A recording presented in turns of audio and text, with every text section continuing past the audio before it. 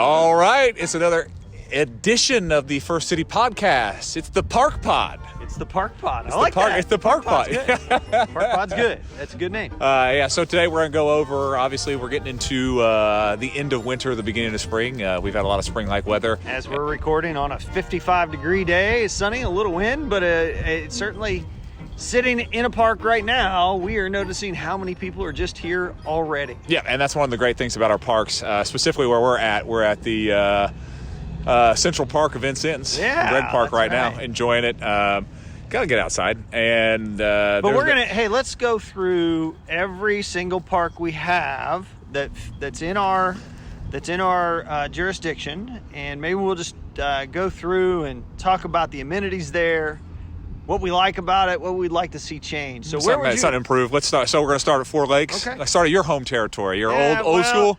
That is the place where my grandparents built a house and had 7 kids, and I spent a lot of time at the Four Lakes neighborhood at my grandfather and grandma and grandpa McNeece's home, and got to play a lot of time there at the park at Four Lakes, and spent a few times falling into the pond and fished in those growing up. The Salters boys have found a way to fall into those ponds. It happens every time. I don't know if it's falling or they're just running into it. Slide down. I think the biggest thing, or the biggest new amenity that we have at Four Lakes, obviously, is a splash pad. All right, and that was the first big kind of splash pad apparatus that we brought into the community. And so there's been a lot of improvement at Four Lakes in the last, say, 4 years, and some of that improvement you can see, some of it you can't.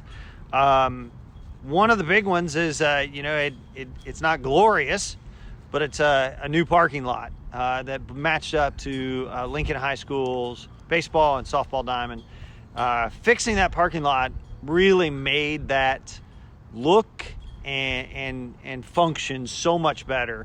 And why is that important? Well, people from all over the southern Indiana come into there to watch baseball games and softball games. We want to kind of put our best foot forward. The last thing you want to do is have a parking lot that has big potholes all through it and stuff like that, and that's what we had. So we did that. We improved a little bit of the drainage off of the parking lot, and then we redid the shelter house there, improved the bathrooms, improved some electricity. And the big thing, if you haven't been back there, like the shelter house, they extended it a little more. You've got more picnic table space, and people have been using that recently for more parties and get-togethers and things like that. Obviously, it was really utilized this past summer, where most of the things people did were outside, and the bathrooms were a huge improvement. So you got those two things, and obviously the big shiny object's a splash pad, but you have to tie all those pieces together with that big improvement piece. I hope that we're not done at this point. We've resurfaced what is the basketball court and what formerly was the tennis court. That was where the pickleball courts were going to go, best laid plans. It is not the pickleball court. Pickleball courts at another park in our community. But we'll see what comes there at Four Lakes. It needs some improved playground equipment. It's a beautiful park. It's kind of one of those hidden spots in Vincennes, because you've got to go back a little bit to find it and get to it. And those are some of the other parks that you would have. But there's a lot of great things back there. There's always people back there right now, especially during the summer hours when we do open the splash pad. I mean, it's a constant flow in and out of people almost every day. And people are fishing there quite a bit too. Right. And you've got a lot of people and they've already started up. They've already been out there and they've started fishing. So they've got a lot of amenities there, and there's a lot of things you can improve on. I think you hit on one thing that we want to see at most of our parks is improvement in like park equipment. Mm-hmm. What kind of playground equipment can we get for the kids, get them interested in those areas? They've got swings and stuff there. Unlike some of the other parks, they don't have some of the play sets that you would have in other areas. And just for the people that are listening, play sets, those things, they are super expensive. And we've been lucky at other playgrounds in town. We've had things donated over time and helped. And the city spent some money. I think you were on the council then at some of the other parks and tried to improve and made better. But Four Lakes is probably next on some of that list there, and to go forward. It's just a great park. If you're going to go eat lunch there, it's really cool to eat your lunch there. There's nobody back there during the day. For lunchtime during the week, I mean, now in the summer, you'll start to see people on the splash pad, of course, and fishing and those things. But it's really a peaceful area. Yeah, and the key things that we want to see kind of improve in that area, and you've heard Councilman McNeece and I talk about this a lot, is kind of improve those basketball goals themselves. We kind of redid that. You played a lot of ball there, didn't you? Yeah, a lot of basketball there. So on those aluminum backboards and those are originals. Yeah, maybe 1970s. Yeah, so maybe 50. If we can improve that, and that's been something we've talked about, where we want to see some basketball goals put up through town, because a lot of them, there's been a lot that have been taken down, and then just some changes in how properties are accessible. Yeah, and the basketball courts that used to be accessible are not anymore, and maybe it's time for the city to step up and create a couple spaces for kids to be able to play. And then that kind of ties in, you hit a little bit, we had that was going to be the pickleball courts. Well, what happened is we had a group that was very passionate. They turned the old tennis courts that were really kind of run down into these brand new pickleball courts that are fantastic. But the key thing to remember out of this, so we still got an area. We're committed to making those tennis courts again. Sure. So we don't have any tennis courts really either. And that's another accessibility thing. That used to be something that everybody had to. Then a lot of people used to play at the Y, and then the Y needed it for parking, so they did it there. VU had tons of courts, and then they took theirs out, and now there's really not a lot of places to go play. No. So and it's just changing demographics too. Like, I mean, pickleball has become more popular, so we obviously we're lucky enough to get that. And then you'll see there's still people that are interested in tennis, and we're committed to do that. It's the whole quality of life experience. We want to make sure that we offer it all. Absolutely. You want to move on to the next park? Yeah. Which one do you want to go with? Leicester Square. Leicester Square. And Leicester Square, I almost split kind of into three separate regions, because it's a unique area. You've got the park area itself, then you've got the fitness park, and then you've got the skate park. Obviously, let's start at the skate park, because that's been something that you and I have really hit on, and I think we're going to try to work on changing some funds where we can kind of piecemeal some things into the skate park, because at least build up some cash over the next 2 or 3 years to really be able to do it. Yeah, we think it's one of those things that's unique. It's one of those things that not a lot of other communities have to offer, and it's one of those things. It is used, and it's used constantly. So we want to look at it. If you've gone to it, it's not in a state of disrepair. I want to kind of put that out there, but it does need some improvements. It does need a lot of love and care, some TLC. So, and you mentioned changing demographics. That was a tennis court at one time. The tennis court was actually used by Lincoln High School at one time as part of their tennis team, and there used to be team tennis, but that demographics changed, and so the demographic now is more skateboarders. Yeah, and that's fine. And that's fine, and that's what it's being used for. And it does need improvement. It is functional and works, and it's busy, and it's a cool park. So we're ready. Let's talk about the fitness part of it. The fitness park's kind of an interesting one. We were lucky.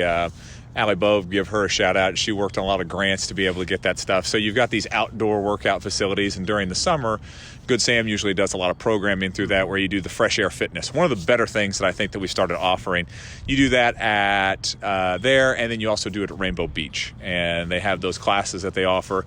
But they've got these basically machines that you go up. It's got a little diagram on it, shows you how to use it. It's basically weight based with you on it, and it's really kind of neat, something to play around with. Resistance training. And the key thing to remember, it's about that getting those people interested in fitness. You might not be a person that has access to a gym, or might not be a person that's wanting a big gym contract or something like that. So hey, here's this park. You've got equipment in it. You can use it anytime.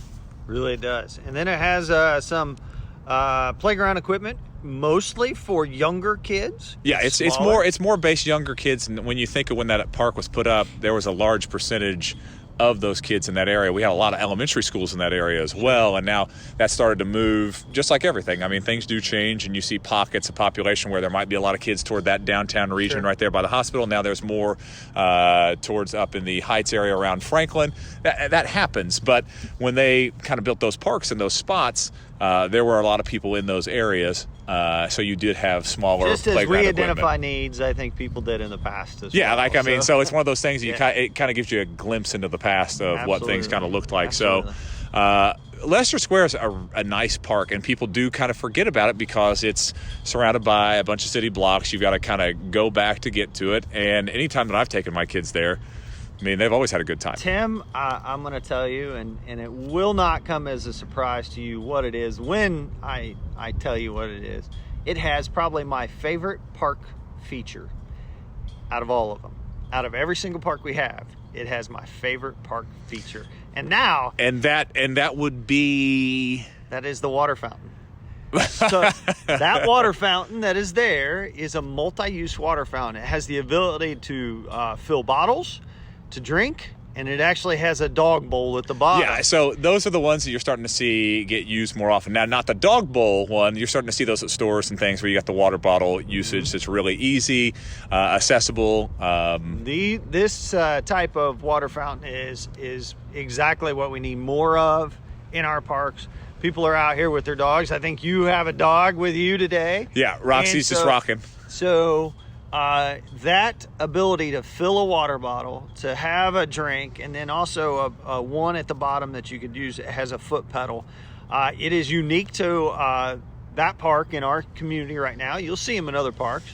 But I'd like to see one of those here at where we are at right now, and one at every one of them. Well, and the key thing too they're is expensive though. They're about $7,000. Yeah, they're not cheap, but adding things like that, because remember, parks aren't just for people that want fitness. Parks aren't just for kids. Parks are for everybody.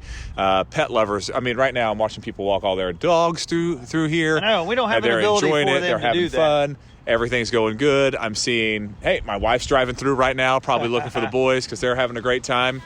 All right, so those kind of amenities, you see people right here, dogs, you've got people of every different age demographic, runners, walkers, runners young families, older families.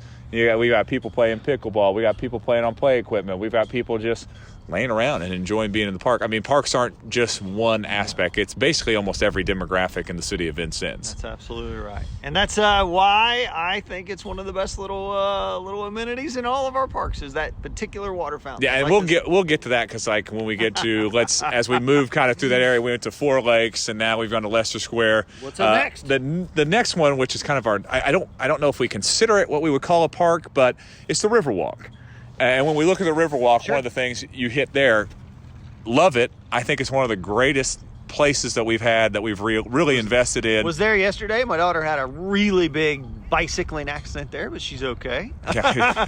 Safe and sound. Safe and sound. But the nice thing about it, we've really kind of turned that into almost like a big open air event area, and it's been and fantastic. it needs a water fountain, and that kind of ties it. It needs a water fountain. It needs some bathroom area. It needs shade. But we built it as just a Riverwalk, and then all of a sudden it just kind of turned into this. Changed it into a different purpose. That is one of those things that the people have decided the purpose versus the people who build it. Right. So now it's our turn to figure out, all right, how do we make this more suitable for everybody? I talked with Councilman Grove just last week, and obviously food trucks is going back there. I think they're talking April is what they're looking at. We're excited about that. But one of the key things that he did is they got people to donate umbrellas for all their tables. So how awesome is that? Yeah, so there's going to be shade there.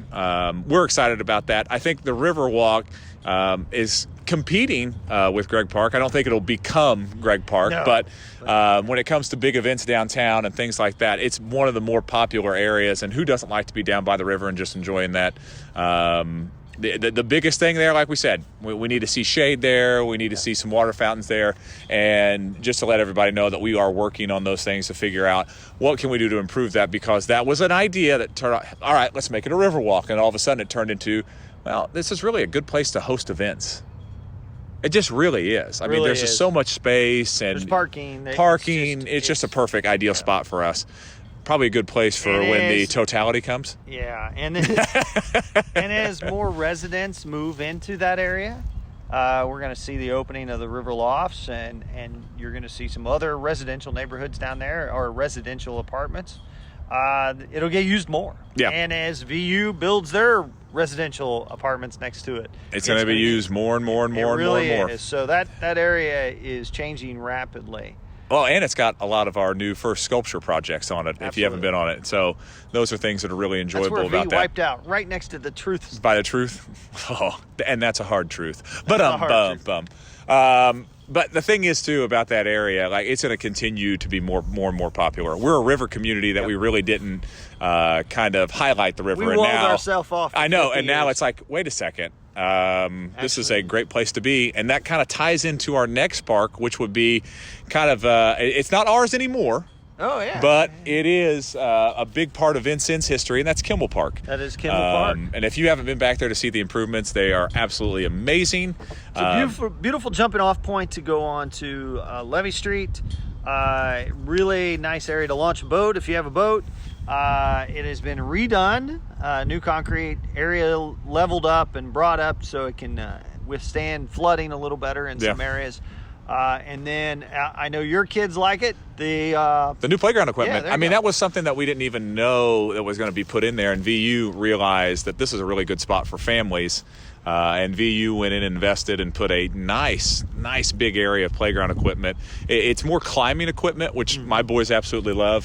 But the thing that's nice about Kimball is it ties right into our Riverwalk, because you've got that Levee Street that goes right down there. I'll pronounce the name of it wrong, but it's named something French that we did, and I'm not even going to try and be like, man, I'm not going to try. But you can tie and you can walk on right there, right by the river. Sure. During the summer, that's one of the areas I like to go run down, because you're right there on the river. It's nice to be able to see that. So it does tie in those things. There are plans to kind of connect more things together. When you look at it, you've got Kimball Park, the Riverwalk, the Memorial, that are all kind of tied together through that. And then right on, let's move on to the next one, which is in our jurisdiction. Yes. Which is Chicago. Yes. And Chicago Park, you can take a sidewalk to there. There's a little walking path on top of the levee at Chicago Park. It's a good little park. I think people forget about it. It's our second largest park. The space that you have at Chicago Park is enormous, and you've got places where people play baseball and softball. You've got basketball courts that are back there. They do need some improvement, but they're back there. You've got 2 large pieces of equipment. And then some swings. Acres or something like that. Yeah, I mean, it's a large area. We do a lot of our when WVUB does the Pack the Parks, they have a big event there. They try to hit most of our big parks, but they can do a lot of stuff there. Our fire department goes out there a couple times, bring out the hose. Open space if you want to get out and throw a football or do those kind of things. Ideally, I know I've talked with this about a couple times. I would love to see a splash pad go out in Chicago Park. I think that'd be a fantastic spot for us to be able to go. You want to do it in the skyline of Chicago? I do, like Chicago Park. I want to do it with the skyline of Chicago because I think it'd be absolutely fantastic. That's a good idea. Yeah, young Samson's just walking around just trying to figure things out. All right, so we were talking about Chicago Park there, and Chicago has been in our park system for a very long time. It sits right on the levee. When you're driving in, it's got one of those old school signs. It's like the wood made. You've got to be looking for it to see it, and that's one of the things that I do like about it. But then they've got some like unique things that are there during the time period that we updated. I think it would have been like the early 90s that we put newer stuff out there. Sure. So it's got like different like arm kind of things, because you do go through different trends, and it's nice to kind of see those different things. So what we usually do is I go in the summer, because you don't want to get burnt out at one spot. We rotate. We've got so many great parks in town. We just rotate. Obviously, we spend a lot of time in Gregg, and we're getting ready to talk about it, but it's right down the street from us, but we try to go to everywhere. Let's talk about that. You can go from the Memorial, which will encompass the Riverwalk. You can take the Riverwalk or Levee Street all the way to Kimball. Kimball then connects into a sidewalk that connects into Chicago Park. And Chicago Park has a trail that goes all the way to Gregg Park, where we're at. This is our central park. 40 acres, right in the middle of town. Used to have a horse track. Used to be fairground. I mean, this used to be county fair area. Yeah. There's a huge history here. And it's got, the Alice football field right beside it. That field that's been there for over 100 years. Inman Field. And it's, it's used. As we sit here on this sunny day, it's still a little brisk. I mean, we're early March.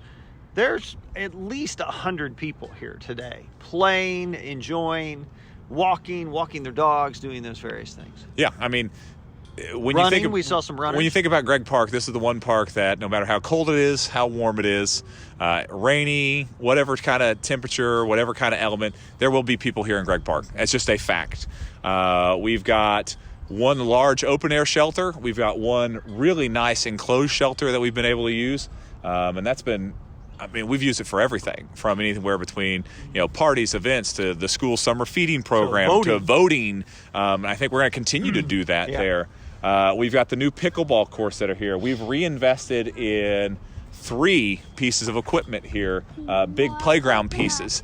But we've got some things that we need to really work on here. One of the big things that you've heard Councilman McNeece and I talk about is the band shell. Yep. We would love to see the band shell. The structure's sturdy. That's the great thing about it. I would love to see some concerts back here. Yeah, there needs to be, we've identified some of the needs, but we really need to do a comprehensive study to find out exactly what we're dealing with, exactly what the cost would be, and then we could come up with a better plan from that point to figure out how to pay for those things. Yeah. When I look at the structure, I think that there needs to be some leveling out of a couple of the stairs and better electricity and some other aspects brought over to it. I could be completely wrong. Until we have some professional advice come in there and really study and look at the thing, I think that we're gonna struggle with exactly what to do. The price, yeah, and that's what the key thing. Price is and what the priority is. And thing, like, we're passionate about it, and these are things that we want to see happen. But you have to put the reality into it. Like, if the cost is too high, then we have to try to figure some other things out, and we will. A priority list of how we deal with it. And this is what we've been doing. And since we've been together as a group, this is what we've been able to do, is prioritize things. And I've been proud of this council and the way that we've been able to figure things out. So obviously the band shell is something that we want to kind of. It's one of those things that's like, hey, we want to do something with it. We don't really know what that is yet because, like Councilman McNeece said, we got to figure something out. Another the good thing is that Tim alluded to, the structure seems to be in very good shape. It's very stable. It's you can go hang out on it and play music on it now.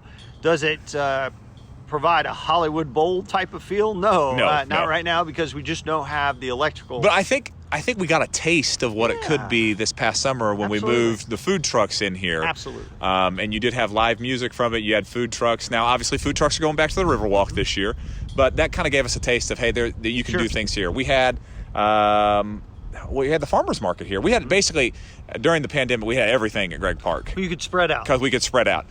So it gave us a taste of what we could do here, and I'm quite excited about the future. One of the big things that we do want to see here, and we'll kind of throw this out there, we want to figure out a way to get a basketball court out here. Sure. I would like to see it by the pickleball courts. Some have suggested maybe we look closer to Washington Learning Academy.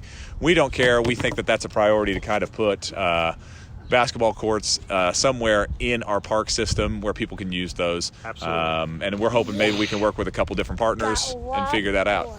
Absolutely. And I think that's going to be prone to our Parks Committee of the council. The council then they're going to bring some recommendations to us, and then we're going to have to figure it out from that point. But that's our new structure, and it works well. And the nice thing about it, like the one who leads our Parks Committee, that's Councilman Lau, and this is something that he's been passionate about. He's had a kind of a lifelong passion about parks, and he's just got an interest and a knowledge that we don't have. I mean, the experience, so 30 plus years in this kind of field, and he really brings kind of a different feel to it.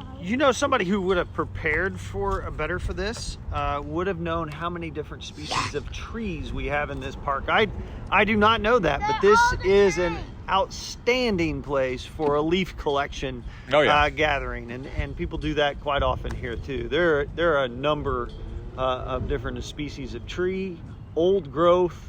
And with that comes some maintenance, and this is the park that we use the most, both resource-wise and people-wise. I mean, and then that ties into one of the things that we haven't talked about, and that would be Rainbow Beach.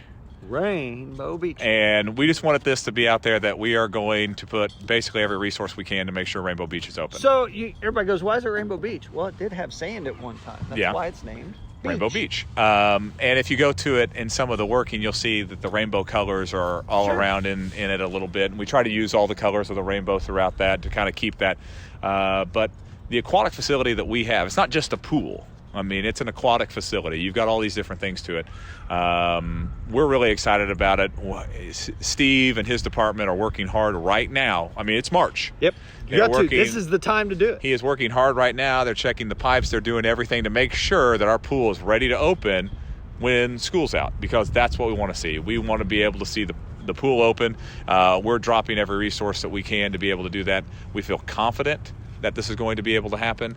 The key thing that we're looking for right now is lifeguards. So one of the things I would ask people out there is, as we're getting close to the end of this, at the next council meeting, or is it in 2 council meetings? It'll be in 2 council meetings. So our second council meeting in March, we're going to have our Parks Department head come. He's going to basically give us a timeline and basically what is going to go into getting the pool open. We know a lot of you are interested in that. We know that was one of the biggest sore spots from last year. So Tim, how can people look at that particular council meeting and all of our council meetings? Yeah, they can do it online.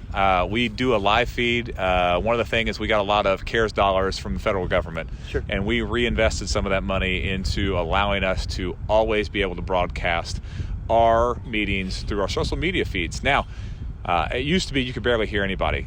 You can hear everybody in the room now. So I want to say not only about this about you, but myself and the rest of the council. This council and even the mayor's office, broadcasting Board of Works, RDC meetings. We do our public hearings now from there. It is the most open and transparent piece of government you're going to find right now. And the thing is, like, and that's the way it should be. This isn't just in Indiana. Like, I mean, I think that we're showing an example. And listen, we're not perfect in any way. And we mess it up every once in a while. But there's one thing that I think that we do extremely well, and we put everything out there. We don't have executive meetings. We don't have behind-the-scenes meetings. We don't make decisions before we come to a council meeting. That's why you'll see some healthy discussion sometimes. Or some confusion at times. Like, what is this again? Absolutely. And you might think, man, that seems like a stupid question, but it's not, because we don't want those discussions to be happening behind the scenes. Nope. We want those discussions to be happening out in the public. We want public involvement. And since we've gone online, we went from basically having, maybe 10 people at a meeting at best, to hundreds of views, to thousands of views on a meeting. And more involvement has been better. Absolutely. It creates a good governance. It holds us accountable for the things we do and say. But it also provides you and us with better ideas. I mean, we may be sitting there discussing something, and if you happen to be watching, you may have the idea that helps us figure it out. But that's the thing that we do do different too, is we watch the live feed during our meetings. And if a question's asked on that live feed, we answer it in the meeting. We bring it up in the meeting. As long as it's relevant to what's going on. Like, as long as it's a city issue, like, there's some people that'll get on there and throw some funny things in there, which I find humorous. So we've got off on a tangent, but the reason it wouldn't be us talking if we didn't get off on a tangent. It is about the parks, and we're going to have Parks Director Steve Beeman at the City Council meeting to discuss Rainbow Beach in depth, better than what we can right now. And it will give us an opportunity, and you an opportunity, to figure out lifeguard situation, what the expectations are going to be at Rainbow Beach going forward, and just about how cool it will be to have our pool back open. So we kind of did a round robin of our parks and the things that we want to see improved and the things that we want to work on, the amenities we have. And in no way is this a saying that, a cut to anything in the parks. I think our Parks Department's one of the best they have. And they do some amazing things, and we're extremely thankful for the work they put in. But there's some things that might not even be on anybody's radar that we're thinking about. And I know Steve brought it up in, like, the 5-year comprehensive plan. One of the things that I'd like to see somewhere and in the future, and these are kind of wish list things, I want to see a downtown dog park. Oh, absolutely. And you were the one that brought this up to me. So the weird story behind this is... one of those things that people make the choice, and people make it what they want it to be. So sometimes you have to redesign things based off of what. But we wouldn't have. I got a call from Councilman McNeece. It was during the pandemic, and what we had was the school had Kimball lot, and they had it fenced off. Well, during the pandemic, the school wasn't using it during that time during the relocation. So all of a sudden, I get a call, and he's like, "You've got to go downtown and just sit there and watch what happens." And lo and behold, you've got family after family bringing their dogs into this area, and he's like, "We need a downtown dog park." This is what people are wanting, or they wouldn't be using it. Right. It's kind of that old thing you'd see on a college campus or someplace, what's called a goat trail. And that's where people walk all the time because it's more convenient and it just makes sense. but there's never been a sidewalk designated there. There's never been one designed. And you come back later and you go, I'm just going to build a sidewalk there. Yeah. Because it makes sense. It just makes sense. It makes sense. And that dog park in the downtown would make sense because people were using it. Well, and that's the thing, available. too. Like, you didn't think about it until you saw it. That's right. And that's when you called and you're like, you've got to get down here and you've got to see this. And I know you used it. You used it with your dogs, and it worked good. And it was kind of a buddy system kind of thing. There was somebody wrote up a sign, put it on there, clean up after your pet. We didn't have any issues with that. And that was just with some fencing that we had to kind of make sure things were a little bit safer for the kids to go out and play. I know. Imagine what we could do with the city resources behind us. I mean, that's kind of impressive. I know. I want to see some playground equipment down there too. At least small versions, maybe swing sets, something in that area, so parents can take their kids down, grab some food at a restaurant, and maybe go eat right there. Well, because the whole area, and if people don't know, there's a lot of investment that's going to be happening down there. Absolutely. And we're really excited about that investment. You're going to see more restaurants. You're going to be able to see more places where you can not just restaurants, but just grab something to eat. That's going to be convenient. There's going to be more people living down there. Yeah, more places to kind of sit and just enjoy being with everybody. So, all right. Well, let's wrap this up, Tim. We've hit our parks pretty good. We've hit and we've got. I think that's one of the gems of our city. Absolutely. I mean, our parks department, our parks programs, our parks themselves are one of the best things that we offer here in the city of Vincennes. So you can get in contact with me, Councilman McNeece, at 812-890-1442, or you can reach me on Facebook, on my Facebook page, anytime you wish. Yep, and you can get a hold of me, Councilman Salters, at 812-890-0094. Or you can get the Salters for City page, where basically I try to put every bit of city information out there anytime. But hey, if you've got an itch, go out to one of our parks. Just enjoy them. It's a fantastic place to be. I guess now the question is, what do we talk about next month? I don't know. We've got housing. We've done business. We've done the parks. We can talk public safety. I think this is going to be a great time to talk public safety at the way that things are going. We can always talk chickens. We can always talk chickens, neighborhoods, sidewalks, lighting. Yeah, that's why we're here. Absolutely. So now we're going to go play at the park. So thanks a lot, we'll guys. see you next time.